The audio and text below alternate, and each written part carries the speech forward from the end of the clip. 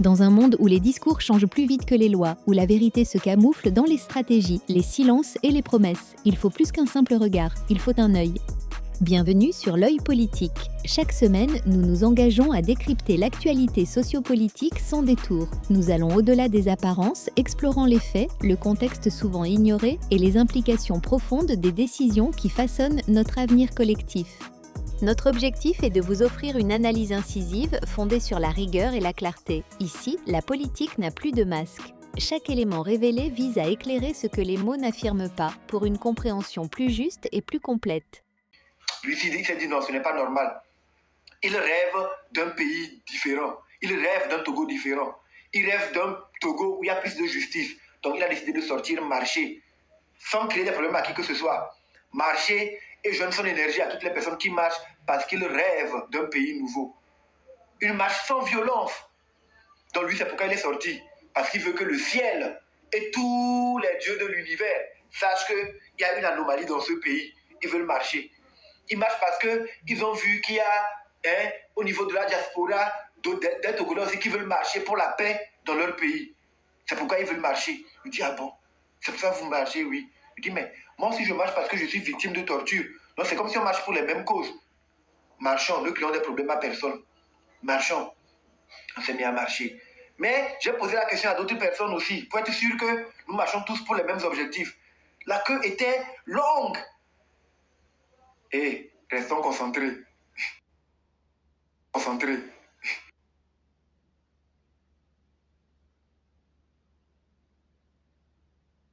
Partageons le live. La queue était longue, il y avait une longue queue. Et j'ai pris une autre personne que. Dis-moi, toi, pourquoi tu marches? Il dit, moi, je suis enseignant. Depuis plus de 10, 15 ans, j'enseigne. J'enseigne. Je dédie mon temps pour pouvoir former des enfants à l'avenir de demain.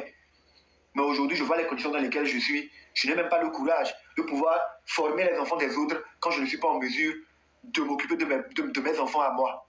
Je n'arrive même pas à prendre soin d'eux convenablement pour dire que je serai mentalement équilibré, pour sortir, prendre soin et éduquer les enfants des autres. J'ai un tas de factures à payer, je n'arrive pas à m'en sortir. Et je me suis dit non, je suis un intellectuel. Normalement, j'ai étudié et je sais qu'avec les richesses que ce pays a, si les richesses étaient bien réparties, moi en tant qu'enseignant, j'allais gagner plus que ce qu'ils sont en train de gagner là. J'aurais eu les moyens de m'occuper mieux de mes enfants. Ou mes enfants auraient pu profiter des programmes mis en place par l'État pour qu'ils puissent avoir accès à une meilleure condition de vie parce qu'ils sont la relève de demain. Et comme ce n'est pas le cas, et comme moi je rêve d'un Togo différent, j'ai décidé de sortir pour marcher. J'ai décidé de sortir pour marcher pour que l'univers et tous les dieux puissent voir que ça ne va pas dans mon pays et je veux que ça change. Je les appelle au secours. Si ils ne sont plus là, ils ne veulent plus, c'est eux qui m'ont créé, c'est pas moi j'ai demandé. Mais ils ne peuvent pas me laisser, d'autres humains vont venir me malmener comme ils me malmènent. Je préfère marcher, qu'ils me voient et qu'ils me prennent en même temps que d'être là et d'être traité comme je suis traité là. Moi, un enseignant, je dis, ah bon, il n'a pas encore fini de parler quand un médecin aussi a pris la parole. Que oui, c'est pas normal. Le médecin a commencé à parler. Il y a quelqu'un qui parle, il est au aéroport. Oh, quelqu'un qui parle, il est serveur. Que non, on a dit que le SMIC est à 52 000, mais ils ont commencé à parler. Quelqu'un s'est dit que non, lui, il veut pouvoir boire du champagne, il veut pouvoir boire du vin, comme les gens d'une certaine minorité. Ça, c'est pas normal. Lui aussi, il aspire à une vraie vie. Pendant qu'il disait ça, quelqu'un à côté lui dit, moi, je sors marcher parce que j'ai la famille. Hein? Mes tantes, mes oncles, ils sont à l'autre bout du pays. Ils n'ont même pas accès à l'eau potable. Ce n'est pas normal. Pourtant, il y a des prêts qui sont faits pour cela. Et les gens détournent l'argent, rien ne se passe. Je suis sorti pour marcher cela. Et je me suis rendu compte que finalement, c'est comme tous les Togolais qui sont sortis marcher. C'était ceux qui voulaient voir un autre pays. C'était ceux qui voulaient voir un changement venir dans leur pays. C'était d'autres qui voulaient, c'était des Togolais qui voulaient un Togo différent, qui avaient un autre rêve, qui rêvaient un Togo différent du Togo qui est actuellement. Je dis, mais c'est quelle histoire ça? Ça. Je dis non. Si je me tais, les gens vont penser que je suis en train de mentir. Donc, il faut que je puisse filmer cela. J'ai enlevé mon portable pour pouvoir essayer de filmer. La connexion n'est pas bonne. Et pendant que la connexion n'est pas bonne, je me suis rendu compte qu'on était arrivé devant une agence, des gens qui donnent Internet. Comme on était nombreux, on s'est mis en groupe là-bas. On a commencé à faire des vidéos pour dire non, libérez la connexion. Vous êtes des escrocs. Nous ne pouvons pas venir payer pour des connexions, pour des débits qu'on n'a pas, et vous ne communiquez pas. Vous nous manquez de respect. Pendant qu'on a commencé à faire ça, je me rends compte que à l'autre bout de la ville, il y a Madame Brigitte Kafua Djamabo qui est aussi sortie en train de marcher. Et derrière elle, il y avait aussi une longue queue. Elle aussi, elle a allumé sa caméra pour dire le pourquoi elle sortait marcher. Elle veut une justice équitable. On a mis une pression judiciaire sur elle. Elle n'est pas libre de ses mouvements depuis des années. On ne rend pas justice.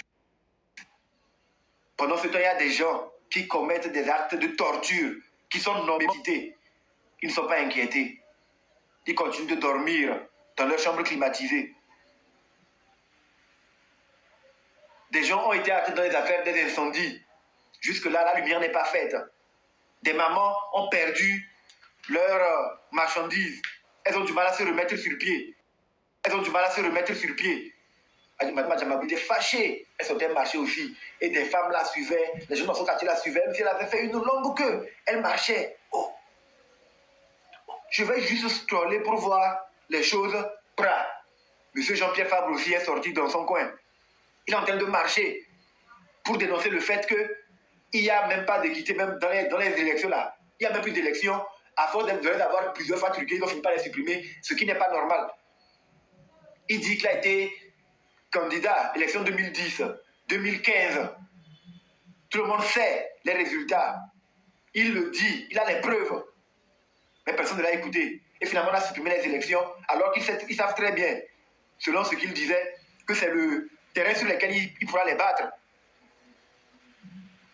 Il réclame que les choses reviennent en l'état, que les Togolais puissent avoir droit de voter.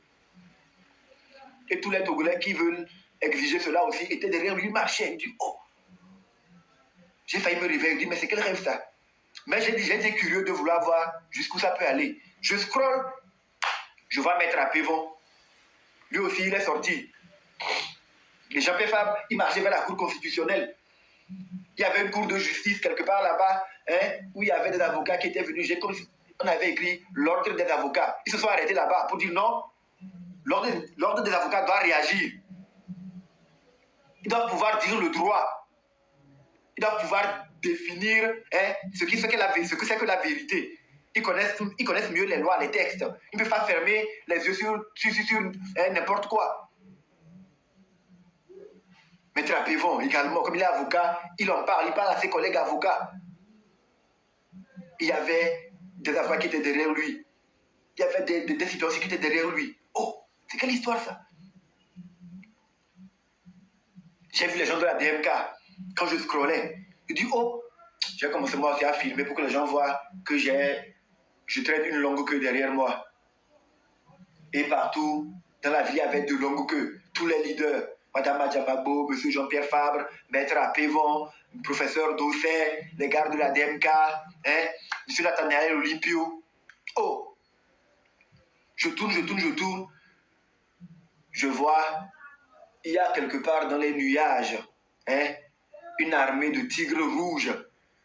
Ils étaient là, ils réveillaient les gens partout, dans l'univers, partout. Les chancelleries pour qu'ils voient ce qui est en train de se passer. Comment les Togolais ne sont pas d'accord avec le rêve qu'on est en train de leur imposer. Pour eux, c'est un cauchemar. Ils rêvent d'un autre Togo. L'armée rouge est en train de réveiller la jeunesse. Les jeunes se sont levés, se sont mobilisés dans tous les quartiers. Ils ont fait de longues files partout. Des files de 30, 40, 50 personnes, 100 personnes, 60, partout. Et quand ils arrivent, il y avait plusieurs points de chute. Les agences de ceux qui donnent Internet, ceux qui donnent l'électricité, tous les secteurs qui sont engagés dans la mauvaise gouvernance, dans les mauvais services. Les gens faisaient des points de chute partout là-bas. Ça sortait comme ça. Je dis, mais c'est quel rêve ça? C'est quel rêve ça? Je dis, mais yo. Et bizarrement, on a commencé à apprendre sur les réseaux sociaux partout que ce n'est pas seulement à Lomé, que c'est partout au Togo, à Tapahan.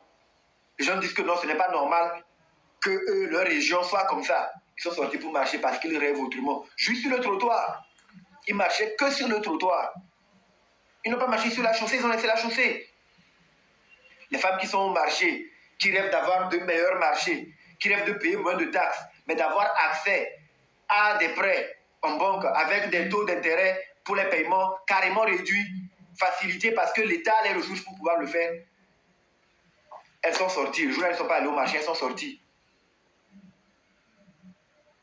Mais bizarrement, il y avait des Togolais qui, eux, ils soutiennent que ce qui se passe au Togo actuellement là, c'est une bonne chose, que les Togolais doivent souffrir, que l'injustice doit continuer à perdurer, qu'une minorité doit continuer à s'accaparer des richesses du pays au détriment de la majorité. Eux là, on les voyait rouler. Ils ne voulaient pas marcher pour soutenir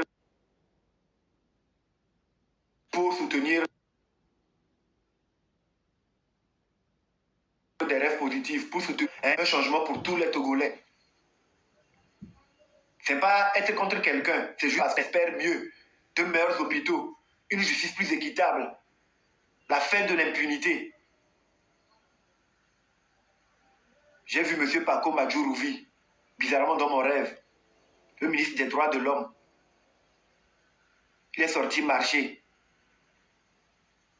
Il y avait des gens derrière lui. Parmi les gens qui étaient derrière lui, j'ai vu des représentants français, des ressortissants français, tout, il marchait avec lui. Dans mon rêve, hein. Et je me suis approché de lui, je l'ai salué. Bonjour, monsieur le ministre. Ah, ravi de voir que vous-même êtes sorti marcher pour ce 30 spécial. Il m'a dit, oui, bien sûr, et c'est lui qui me renseignait qu'en effet, le 30 août 1956, la France avait fait du Togo une république autonome. En 1956, le 30 août 1956, la France avait fait du Togo une république autonome. Voilà. Donc, quand bien même les gens essaient de briser la relation entre la France et le Togo, ce qu'ils ne réussiront jamais, il était important que lui, il puisse sortir ce 30 août pour célébrer et remercier la France pour ses gracieux services qu'il a toujours rendus au Togo. Non seulement en 1956, le 30 août, il a permis au Togo de devenir un gouvernement autonome. En 2025, aujourd'hui encore, il nous soutient en construisant le CHU de Kara et de Lomé, en investissant pour la rénovation. Je tiens à vous dire que c'est le Trésor français qui a investi pour qu'on puisse rénover le CHU de Kara et de Lomé actuellement. Et la France forme beaucoup de nos militaires. Il leur donne une formation, des renseignements et tout. Donc voilà, donc il était sorti pour rendre hommage à la France en cette date mémorable du 30 août 56. J'ai dit, mais c'est une bonne idée. Donc j'ai dit aux gens qui étaient dans les nuages de faire tout pour que le 30 là, le jour là, ils n'ont qu'à dire aux gens en train de sortir pour soutenir cette initiative. Et les jeunes sont sortis aussi. Dans les quartiers, les jeunes étaient leurs leaders. C'était un peu comme ça. Un peu comme ça. Il s'est passé beaucoup de choses dans mon rêve. Comment le rêve s'est fini, qu'est-ce qui s'est passé, tout. Il y avait 2 dates. Il y avait eu le 30 août, ce que ça a créé quand les gens sont sortis, on a vu. Il s'est passé quelque chose de plus fantastique, le 23 septembre. Ou bien avant cela, ou bien je ne sais pas. Je vous jure. Mais bon, je ne veux pas trop parler, je ne veux pas aller trop dans les détails. Les gens vont penser que je veux vanter, jusque oui, moi je suis un grand rêveur. C'est ça le rêve que j'ai fait. Et si le rêve là se réalise, c'est que la volonté de la majorité doit s'accomplir. Parce que après, quand j'ai vu les gens sortir de partout, Lomé, Saint-Cassé, sans brusquer personne, juste occupé, marcher sur les trottoirs en ville indienne et tout, et dire le pourquoi les vidéos circulaient partout. À un moment donné, quelqu'un a pris peur. Il s'est rendu compte de son échec total.